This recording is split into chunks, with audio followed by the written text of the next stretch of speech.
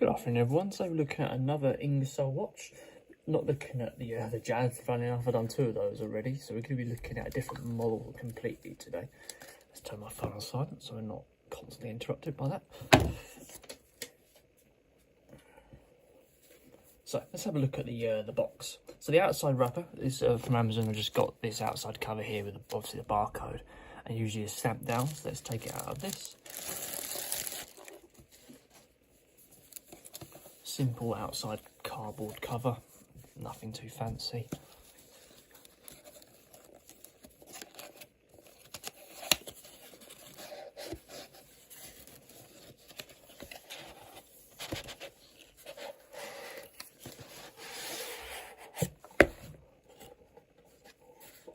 So usually this comes with like a black lid on top, but this one seems to be fixed to the cardboard cover inside, just allowing you to slide it out with the little flap on the end.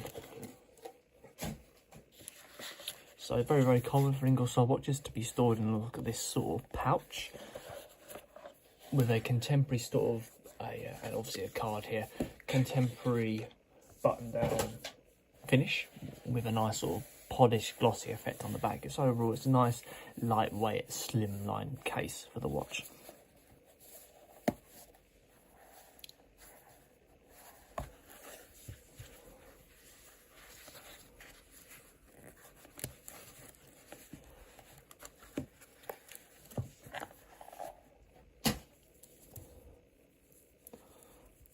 So here we go, guys. This is the Ingersoll Delta. So there's a 47mm case diameter with a roughly 15mm case thickness. So it's a little bit of a thick watch. Retails at £90 on Amazon. Probably weighs around about 200 grams, 250, and uses a quartz movement. That's usually Ingersoll use automatic, but this one just happens to use quartz. So let's move on to the dial here. So the dial is a navy sort of, is it sunray? No, it's just a navy matte blue style finish on the back there, with a simple fully luminous increments, fully luminous hands. Increments are a standard number system, and a huge date dial just sitting above the Ingersoll logo there. We've got a full working sort of chronograph here as well. Let's have a look at that now, if we can. They might be the screw out hands. Maybe not.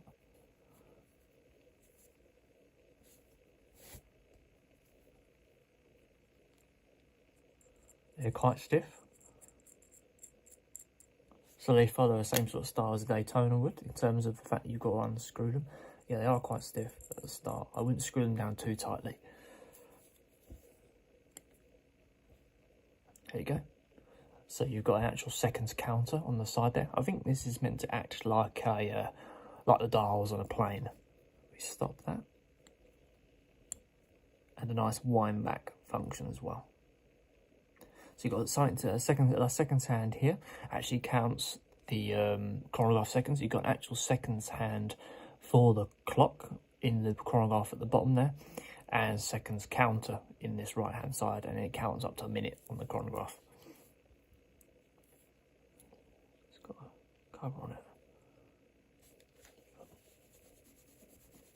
Just put my grubby hands all over it. Come around to the casing. Got a full sort of stainless steel casing with like a rose gold finish plating on top of it. So this actual watch comes with a water resistance quota of 100 meters. The watch by default comes with a lifetime warranty. That's according to Ingersoll, and mineral grass going on the top of this as well. So look at those chronograph buttons in a bit more detail. They're a bit of a sort of a unique shape. They get bigger as they expand out. So you will need to sort of screw those back in to be able to use the chronograph like you would on a Daytona. Let's have a look at the crown. Obviously, it's no date dials. It's just a single. Is it a single position crown? Yes, it is a date. Well, I'm not saying there's no date dial. Of course, there is a date dial. There you go. So you got a date dial there. Changes a bit of a sort of unique fashion. The numbers are actually split. I think there's going to be two wheels behind this watch rather than being a single wheel with the dates on them. As you can see here, so that just changed around. That's quite a unique way of doing it. Spin that around. Does it go the opposite way? No, it's just single direction. Now if we change that over to 30, it looks like to be two date dials, and the actual crown feedback is decent. So second position, I've got a nice amount of feedback on the hands there. They don't feel flimsy when you turn around the hands.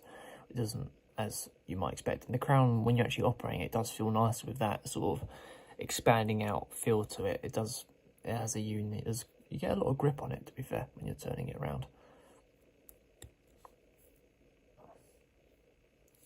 So coming down to the strap. The strap is a standard 22mm leather strap with these sort of little coins on top of them, I suppose you can call them. Single black stitching going all the way down the side. Single windows as well, no sort of metal components to prevent stretch. But that's sometimes a good thing because then you can have it fit in more of a tailored style. Looking at the back plate, obviously a full screw down back plate here with a few more markings on the back. Model number, release number, etc. 1080M waterproofness. No quick release option on the strap, but the strap does feel nice, but it has got a sort of a cheaper style holder. There's a lot of play on that, but then, yeah, that's just a picky thing for me. You've got two holders, one that's fixed in place as well.